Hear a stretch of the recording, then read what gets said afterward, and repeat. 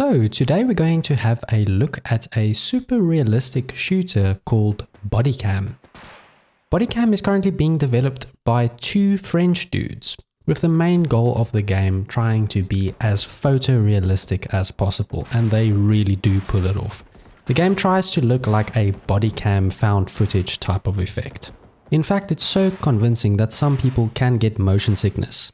Luckily, however, there are toggles in the settings that allow you to dial back some of the head bobbing effects. One very interesting thing about this game is the movement. The movement is unlike anything I've really ever felt before. It's actually very similar to a game called Red Orchestra 2 in that the guns aren't exactly centered in the middle of the view. You can move them around on the X and Y axis, and this kind of allows you to shoot around corners. It's very, very, very odd if you've never experienced it before.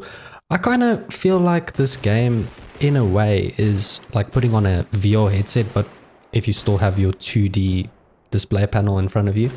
Just because it feels like the walls in the game are like 3D, like they are actually really there. It's very, very odd. You have to play it for yourself to experience it fully. But I think I actually prefer this over the other shooter games. Strange, I know, but I'm probably also less accurate. But funnily enough, I've pulled off some shots in this game that they seem like crazy. It feels like COD 360 trick shot type of stuff. Very, very odd. It's very intuitive as well. Like when you get used to the movements in the game, you can really like shoot around corners and quite successfully, actually, especially with the shotgun. Like it really feels like you can angle it around a corner without peeking fully out and then pull the trigger and shoot someone if they were holding the angle.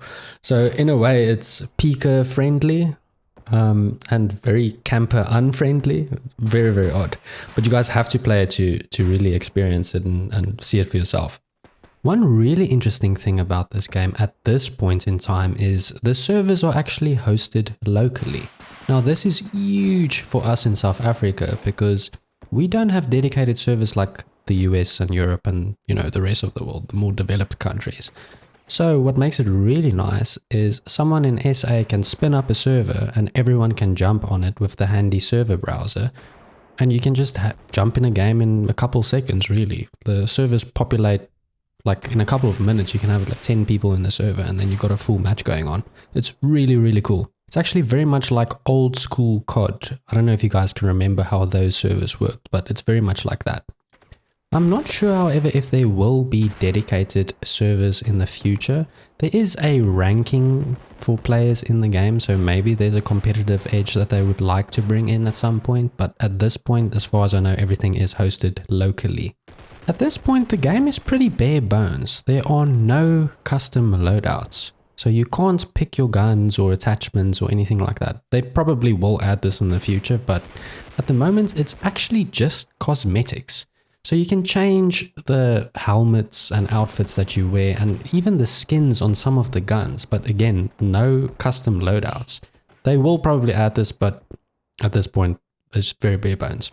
You can buy the cosmetics with in-game currency that you earn from completing rounds and killing people in the game. You get rewarded the currency at the end of a round and then you can spend it in the menu screen. So what I personally love most about the game is that it is super, super simple. There's 3 main game modes. Deathmatch, which is basically free for all, with a hint of gun game mixed into it, because again there's no custom loadouts, so every time you die and respawn, the game is going to give you a random gun to play with for that life, and then it repeats like that, and then it cycles through a bunch of guns. That's basically how it works. And then there is Team Deathmatch, which is exactly what you think it is. It's basically Team Deathmatch from any game ever made, like Call of Duty, and Battlefield. Then there is Plant a Bomb, which is very much like CSGO, planting a bomb, except there aren't any sites. So you get to pick where you plant the bomb. So most people end up literally just activating it in their spawn and then they just hold it down with their team until the enemies come to them, and then it's a massive fight with very close quarters combat. To set up a game, again, very, very simple. You just head on over to the menu, click start match basically, or host game. And you'll get three main options, which is quick play, host game, and then basically the server browser. If you host a game, it will start up a little lobby for you as the host, and then people can join on you.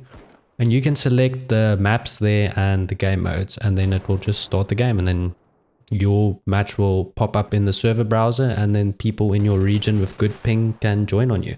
Very, very simple. I wish most games actually did it like this, but yeah.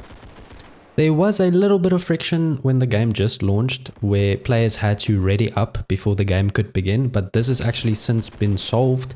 At the moment, you do not have to ready up, so it's all up to the host. He can just start the game whenever he feels ready, basically.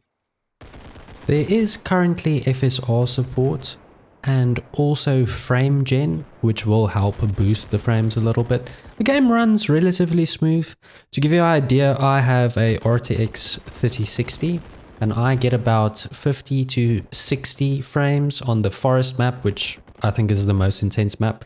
And then most other maps, somewhere between 80 and 100. It will sometimes spike to like 130, but 80 to 100 is most of the time what I'm getting on the game. I do have FSR on quality and I do have frame gen on as well. There is a mention of DLSS support in the future as well, so that will be coming to the game. And then a super important thing that I haven't actually mentioned yet is this game is still under active development. The two French developers are actually so eager to hear your feedback that the first thing you're greeted with when you start up the game is a link to the Discord server, so you can talk to the community and give your feedback. So yeah, that's all I have for now. I'm just going to leave the footage running from this game in the background so you guys can really get a sense of how cool it looks. I love the way this looks, and I've left literally everything default because I really feel like that's how you should be playing this game. The game mode that I'm playing is the deathmatch game mode, which is basically free for all with the gun game aspect of it. You need 30 kills to win at the end of this round, but yeah, I'll just leave it for you guys so you can see the footage. Anyway, cheers for now.